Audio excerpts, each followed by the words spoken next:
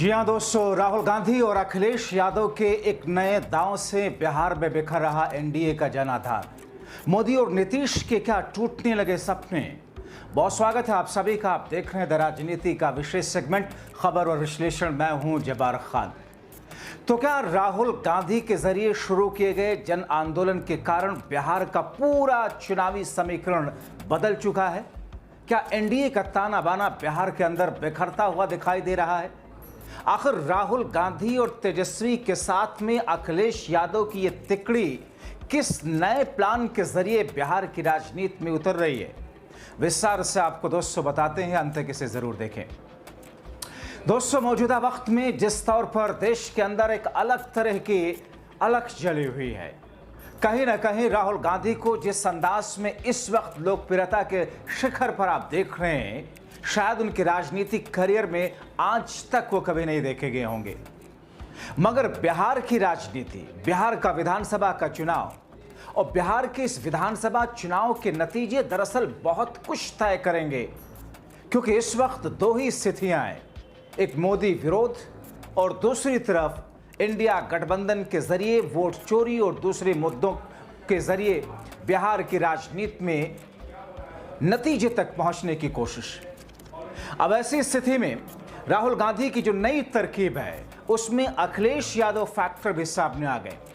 उत्तर प्रदेश की राजनीतिक मैदान में आजमाए गए पिछड़ा दलित अल्पसंख्यक यानी कि पीडीए पॉलिटिक्स को क्या बिहार के राजनीतिक मैदान में भी उतार करके कामयाबी हासिल करने की नई लकीर खींची जा रही? क्या ये नया राजनीतिक समीकरण बिहार की राजनीति को प्रभावित पूर्ण रूप से ऐसा करेगा जिससे इस बार 20 वर्षों का रिकॉर्ड टूटेगा? इन सवालों के जवाब मौजूदा समय की एनडीए के खिलाफ बहने वाली तेज रफ्तार हवा ने इंडिया गठबंधन को चुनावी धार दे दिया। दोस्तों, बिहार में इंडिया गठबंधन को राहुल ने अपने दम पर ऐसी धार दी जिसका तोड़ बिहार में बीजेपी और पूरा एनडीए निकाल नहीं पा रहा। विपक्षी गठबंधन अपनी एकजुटता को धार देने के लिए कांग्रेस आरजेडी के साथ समाजवादी पार्टी ने कमर कसी है। अब बिहार में भी उत्तर प्रदेश की राजनीति के आजमाए हुए पिछड़ा दलित अल्पसंख्यक यानी कि पीडीए पॉलिटिक्स को लालू प्रसाद यादव और तेजस्वी यादव के मुस्लिम यादव यानी कि एमवाई समीकरण से जोड़कर एनडीए को और मुश्किल में डाला जा रहा। दरअसल 28 अगस्त को अखिलेश यादव भी बिहार से राजनीतिक तौर पर इंडिया गठबंधन को मजबूत करने के लिए एक नई हुंकार भर रहे हैं।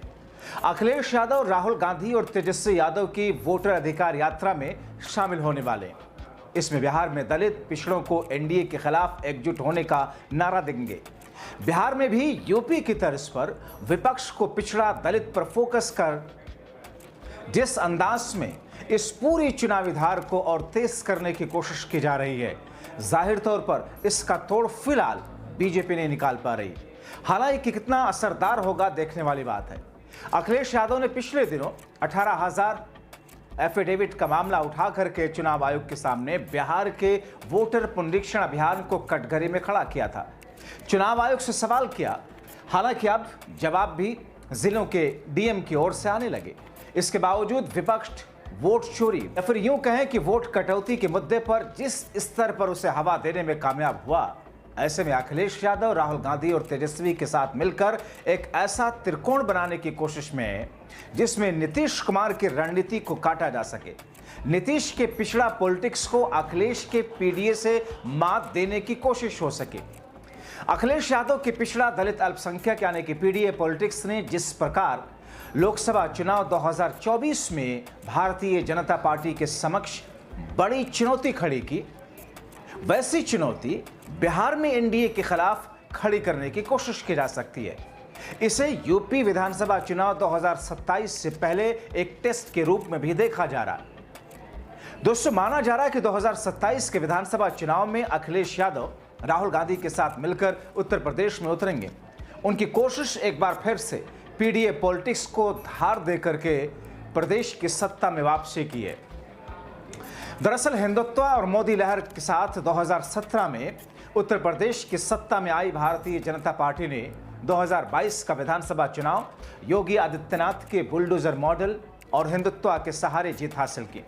हालांकि दोस्तों, उत्तर प्रदेश में बीजेपी शासित सरकार पर कई सारे गंभीर आरोप लगे, मगर बीजेपी उसे कानून व्यवस्था, सख्त शासन को मुद्दा बनाकर जनता के बीच खुद को रखने की कोशिश करती दिखी। ऐसे में बिहार चुनाव विपक्ष के लिए अहम हो गया। इस स्थिति में बिहार में अखिलेश यादव की दमदार मौजूदगी दिखने वाली है। एक सप्ताह के भीतर अखिलेश यादव 2 बार बिहार के राजनीतिक मैदान में दिखेंगे। 28 अगस्त को वोटर अधिकार यात्रा में शामिल होंगे। 1 सितंबर को गांधी मैदान में विपक्ष के प्रस्तावित मेगा रैली का हिस्सा होंगे। इन दोनों कार्यक्रमों के जरिए वो बिहार से लेकर उत्तर प्रदेश के राजनीतिक मैदान में बड़ा संदेश देते हुए दिखाई देंगे। दूसरी तरफ दोस्तों, एनडीए या नीतीश कुमार की रणनीति की बात करें तो नीतीश कुमार पिछड़ा वर्ग के करीब 8 से 10% वोट बैंक को अपने साथ लेकर के चलते हैं। बिहार का चुनावी ट्रैक यही बताता है। बिहार की राजनीति में यह कहा जाता है कि नीतीश जिसके साथ रहते हैं उसकी जीत तय मानी जाती है। 2005 के बाद से तो कमोबेश विधानसभा चुनाव में यही होता दिखा है। अक्टूबर-नवंबर 2005 हो या फिर 2010 का विधानसभा चुनाव, एनडीए के साथ रहते हुए नीतीश ने जबरदस्त जीत दर्ज की थी। 2015 में पाला बदला, एनडीए छोड़कर के लालू प्रसाद यादव से गठबंधन किया। लोकसभा चुनाव 2014 में बीजेपी को मिली प्रचंड जीत और पीएम मोदी की लहर के बावजूद बिहार में बीजेपी टिक नहीं पाई थी। राजनीतिक सरातल की तरफ जा रही आरजेडी को नीतीश से एक संजीवनी मिली थी। 2015 के चुनाव में महागठबंधन की जीत के बाद तेजस्वी यादव डिप्टी सीएम बने, मुख्यमंत्री नीतीश ही रहे। 2020 में भले ही नीतीश कुमार ने कम सीटें जीती, लेकिन बीजेपी उन्हें बदल पाने की स्थिति में तब नहीं थी। प्रदेश के पिछले 3 दशकों से विधानसभा के चुनावी समीकरण से साफ है कि भारतीय जनता पार्टी करीब 28 से 32% वोट पर कब्जा कर रही है और लगभग इतना ही वोट शेयर राष्ट्रीय जनता दल के पास भी रहता है। चूंकि बिहार में दलित, पिछड़े, अल्पसंख्यक की अच्छी खासी तादाद है, वक्फ पर अल्पसंख्यकों का एनडीए नीतीश के विरुद्ध हुंकार, फिर वोट चोरी के मुद्दे पर राहुल का जन आंदोलन, बिहार का समीकरण बदलता हुआ दिख रहा है। ऐसे में अखिलेश अपने पीडीए फॉर्मूले को बिहार में जमीन पर उतारकर इंडिया गठबंधन की मजबूती को और सॉलिड करते दिख रहे हैं और यही स्थिति दरअसल एनडीए के लिए बिहार से लेकर दिल्ली तक हंगामे में, चिंता में डाले हुए है। अब ऐसी स्थिति में दोस्तों, उत्तर प्रदेश जहां पर पीडीए ने 2024 के लोकसभा चुनाव में जिस अंदाज में भारतीय जनता पार्टी को बड़ा झटका दिया, अगर वो स्थिति और रणनीति बिहार में आरजेडी और कांग्रेस और लेफ्ट के गठबंधन के एमवाई फैक्टर के साथ मिलकर के जिस अंदाज में आगे बढ़ने की कोशिश है, अगर वो अंदाज कामयाब रहा तो यकीन मानिए 1 और 1 मिलकर के 2 नहीं, एक और मिलकर के 11 की सिचुएशन में नजर आ रहे हैं। तो ऐसी स्थिति में जहां पर संसद से लेकर सड़क तक खुल करके सत्ता पक्ष के सामने विपक्ष जिस अंदाज में, जिस तरीके से आंखों में आंखें डाल करके जो नारे लगा रहा है, जिस तरीके से मोदी और शाह को जवाब दे रहा है, जो इस तरीके से पहले देखने को नहीं मिलता था, और अब कहीं ना कहीं इस हुंकार के साथ में देश की जनता के बीच में एक जनभावना बनाने की कोशिश में जो कामयाबी विपक्ष को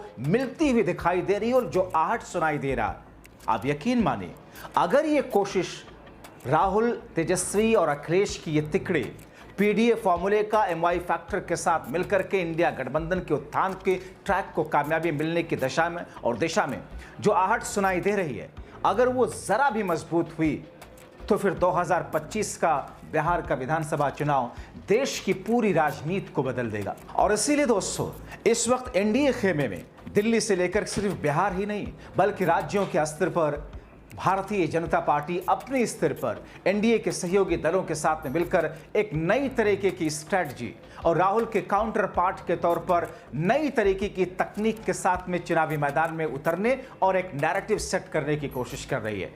हालांकि सोशल या डिजिटल मीडिया हो, भारतीय जनता पार्टी के सामने दूसरी कोई भी पार्टी टिकती हुई नहीं दिखाई देती है।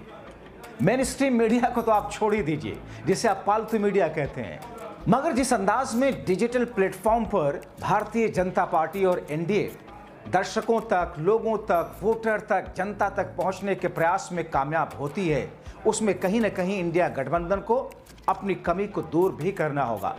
लेकिन जिस किस्म की चूड़ी इंडिया गठबंधन ने इस वक्त टाइट की है, उसे कहीं न कहीं बीजेपी और एनडीए की सांसें अटकती हुई दिखाई दे रही है, खासतौर पर उत्तर प्रदेश के इस पीडीए फैक्टर के बिहार पहुंचने के बाद। आप क्या सोचते हैं? अपनी राय कमेंट बॉक्स में जरूर लिखें। अभी के लिए इतना ही, बहुत शुक्रिया।